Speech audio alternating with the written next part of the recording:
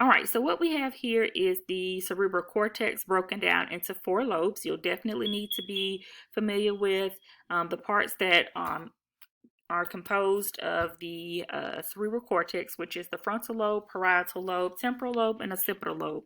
You'll need to be also familiar with the functions of those lobes and the location of the lobes. Okay, so two of them are very easy. You have the frontal lobe located in the front, right behind the forehead. And then you have the temporal lobe located on our temples, right on the sides of our head. And then we have the parietal lobe, which is at the top center, kind of feeling like center back, upper back of our head. But I'll just say kind of to remain on the safe side, just say the top of our head is where the parietal lobe is. And then the occipital lobe is at the very back of our head.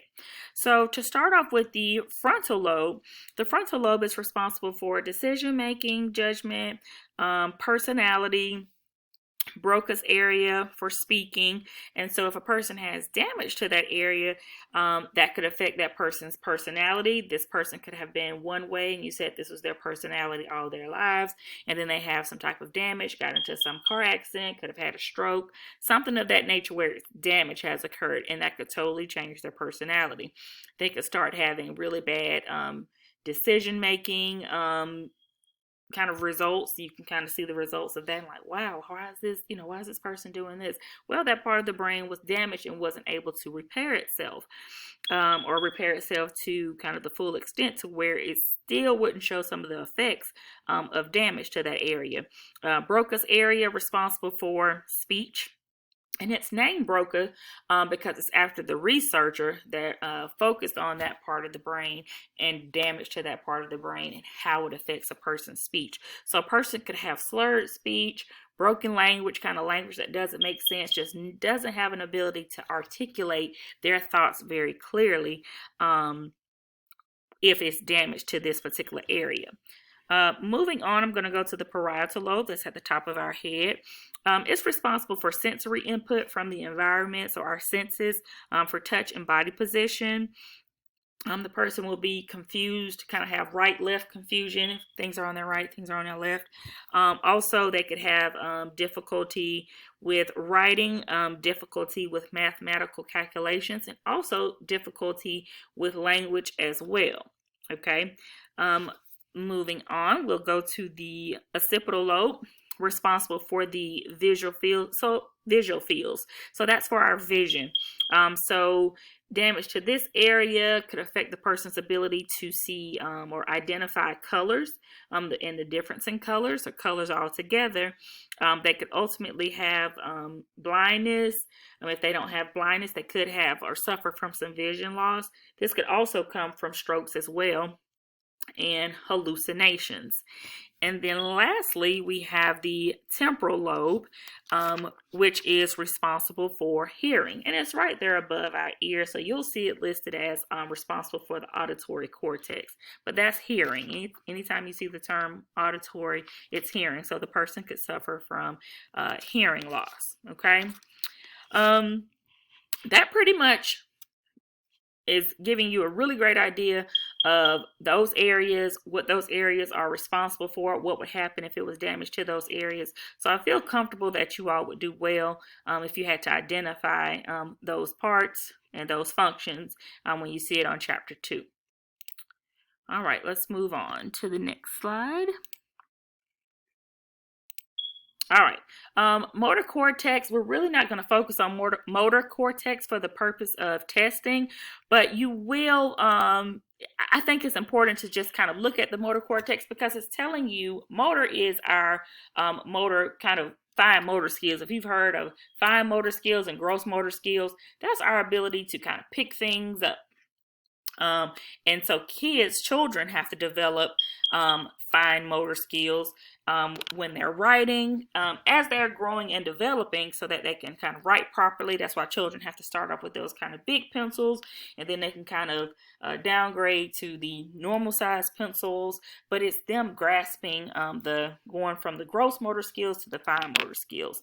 But also with the motor cortex, it's not just kind of the fine and gross motor skills. We also they break down our ability to move our jaw jaw, our lips, our tongue, our ability to swallow, our ability to move our toes, our knees, our legs, our nose, our teeth, on both the motor cortex and somatosensory cortex. So just good information to know, and it's breaking it down into the right hemisphere and left hemisphere. All right, we already talked about this, and as you can see, I said the temporal, the auditory cortex is right there. It's right there on the side, just like we talked about. And then the occipital, right there in the back, is our visual, responsible for our vision, but I've already covered that. It's just kind of going a little bit deeper into it, giving you a deeper explanation if I didn't. Some things that I did not discuss when I talked about the frontal lobe, and one thing that I'm sorry that I didn't mention, new memory processing and disconnecting moral behavior from their behavior. So they don't make good moral decisions because it's damage to that area. So again, it's going back to that involving risky behaviors. If you're once you get older, you go back and you think about things you did when you were younger. That's why, because that part of the brain, not saying your brain was damaged, but that part of the brain is actually one of the very last parts to actually develop as we grow. So that part of the brain, on average, is fully developing around age 23. Okay, but of course that age varies from individuals, but on average, the person is about 23 years old. So this is why we make some bad decisions and engage in risky behaviors, because that part of the brain is still not fully developed yet. So blame it on the brain. Okay, I've already talked about the parietal lobe and the math. I talked about the temporal lobe with vision, so that's what I'm talking about with face recognition. That's all vision, but I've already gone over that. All right, here we've already covered plasticity. We actually covered it in the very beginning of the chapter. They're just going a little bit deeper into that. We've also talked about damage. That's what we've been talking about the whole time. As I've explained to you, the responsibilities, I also kind of countered it with, hey, this is what would happen if damage occurred in those particular areas. All right, right hemisphere, left hemisphere. We've heard of the terms. Maybe you've heard of the term kind of being a right brain person or a left brain person. This is the same thing. Left brain people are really great at math tasks, literal interpretations, very analytical, quick. Right hemisphere people, increased activity. These people, I'm really going to tell you, this is a person that is more so going to be considered very kind of innovative in their thoughts. They are a creative type of person. They can create things. They can put things together, and that is a right hemisphere. Sometimes they may be a writer or just kind of a world traveler. That's what a right world traveler. This is what a right hemisphere person is. And then lastly, because we didn't have much to cover, the very last slide, the terms to learn. I don't want you to learn all of those terms. The only terms I want you to focus on is going to be chromosomes, DNA, genes, and genome. Okay, I don't have the page number with me as I'm recording this, but these terms should be near the end of chapter 2 in your textbook or end of chapter 2 in your ebook. And that concludes the remainder of chapter 2.